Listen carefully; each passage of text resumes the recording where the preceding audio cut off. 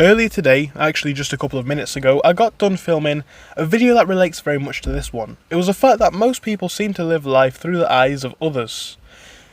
On that topic, and I think quite related to that topic, is this one. The fact that everyone is individual. Something that makes obvious sense, right? That's a fact. But many people seem to be afraid to address and accept that individuality. It's the thing that makes us all special. The fact we all look different, the fact we all talk different, the fact we all sound different, have different activities, have different mannerisms. It's what makes us us. It's what people like about us, it's what people hate about us. Unfortunately though, for a lot of people it seems to be it's what they hate about themselves. Everyone's got a lot of good traits. Everyone's got some bad traits. Everyone's got traits about themselves that they may not like but others will. My point is this. I think a lot of people get scared about showing their true self in the real world.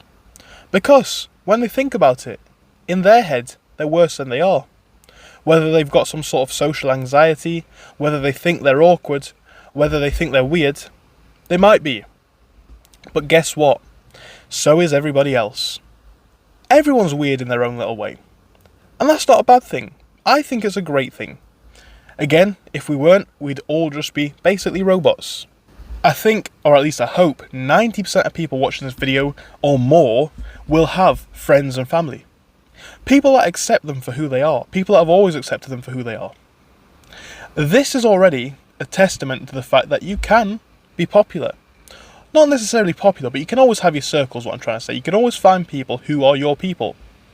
And this matters in relation to this topic.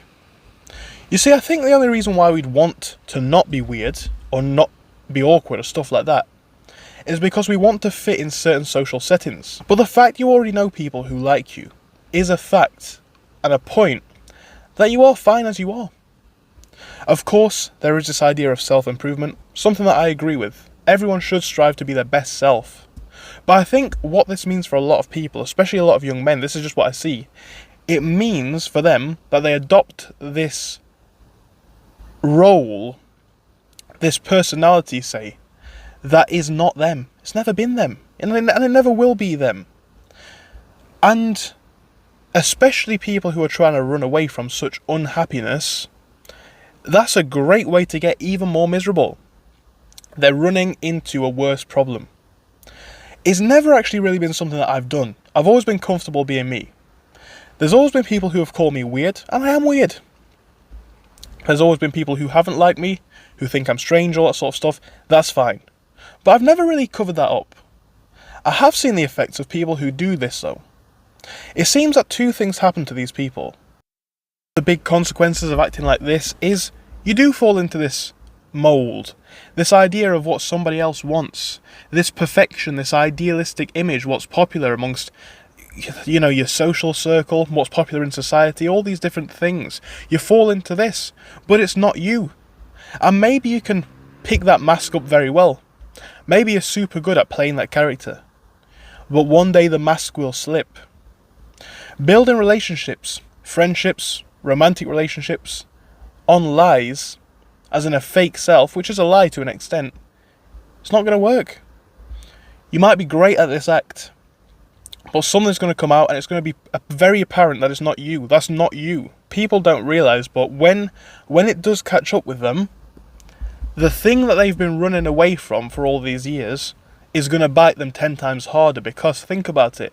You've played this lie, you've built your life on this role, and now you're not you anymore.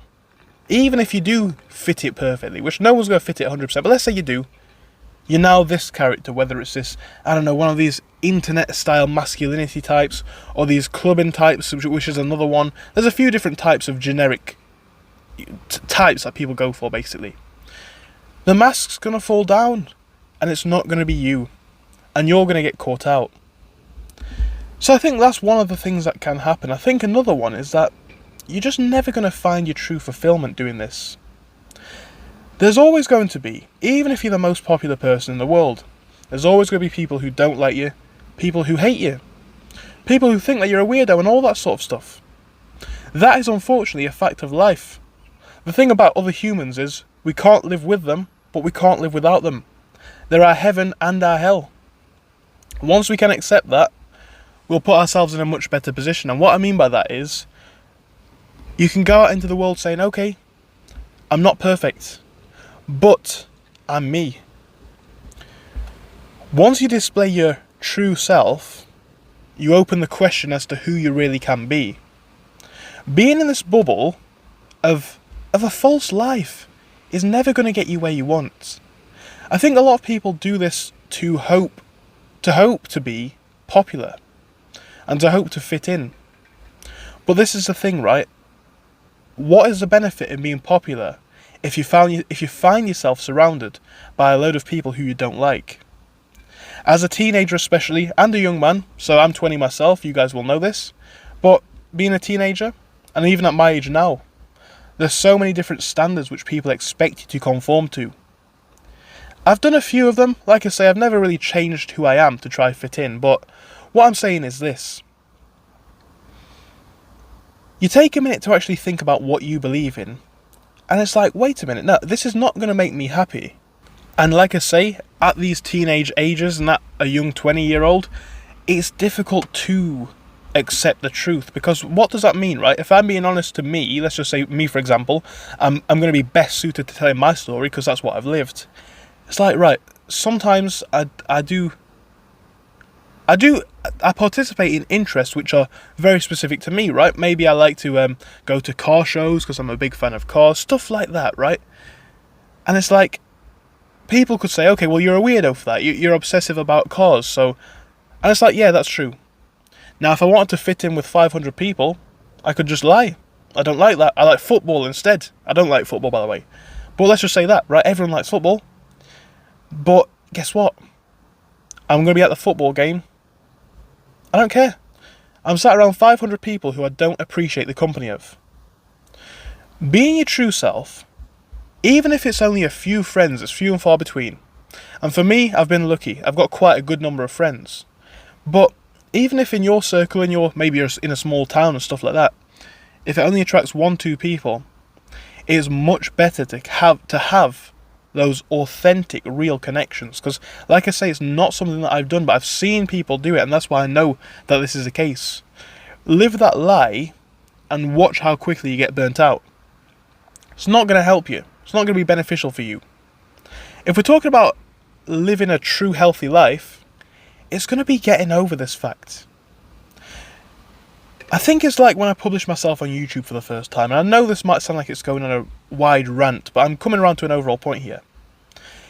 It was expanding my true self to a wider variety of people, and all the consequences that come with that, right?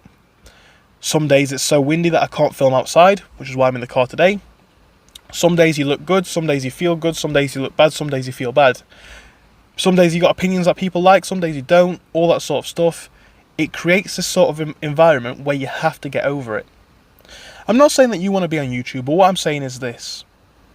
There becomes a point in the journey, whatever that journey is, where the best thing you can now do is be true to yourself. Faking it all the way is only going to get you so far. Again, even if people don't always accept it, and that's the harshest thing, right? I feel like that rejection is what keeps people moulded in. But you've got to realise this. Rejection only matters from people whose opinion is valid to you. And if you're trying to follow an ideology that you don't believe in, those opinions, they're not going to be valid anyway, are they? So it matters substantially less. So what I'm saying here, I guess to kind of round this all back up into a relatively short video, is this. The facts of life are, you're probably weird in some way. You probably have interests that aren't popular. You probably have interests that people don't like. You probably have people that don't like you. You probably want to fit in the eyes of more and more people. And whilst that's a very compelling idea, it's not a realistic ambition. And the reason I think for that is because of this. When always trying to fit into a mould, you play into an ideology that will never fulfill you. And like I say, what makes you richer? Seriously, what makes you richer? Like, genuinely, this is probably where I'll end the video, because I think it's a very valid point. Are you richer to have 2, 3, 4 valid, loving, caring, genuine friends, or 100 people who you don't really share an interest with, but you could consider them friends.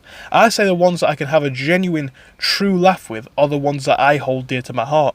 And that's why, even though I am relatively popular in my social circle, there's certain people who I wouldn't hang out with, even though they might give me a boost in social status, let's say, and all that sort of stuff, because I've got to be true to myself.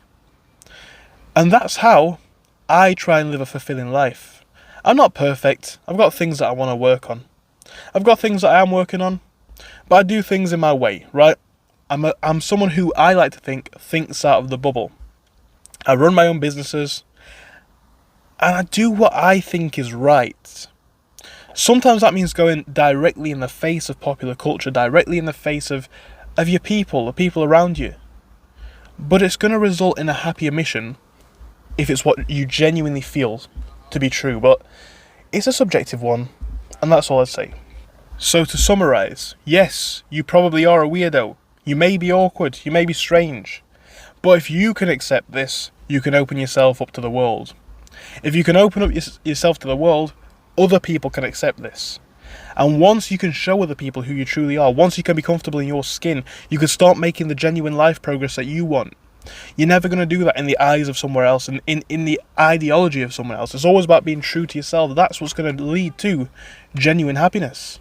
It's not going to come from any of these other avenues. You've got to live what you want to do. I don't know if this video made the most sense. I'll probably watch it back and maybe it'll make a bit more sense. I'm not too sure. But I'd say this. Growth starts when you're realistic. In the context of this, being realistic is sticking to what you believe in. And that is often a difficult thing to face. You probably will get backlash. You probably will face problems and issues and trouble. But at the end of it, you can at least say you are being yourself. Thank you for watching the video. If you enjoyed it, don't forget to like it and subscribe. And I hope I'll see you in the next one. But goodbye for this one. See you soon.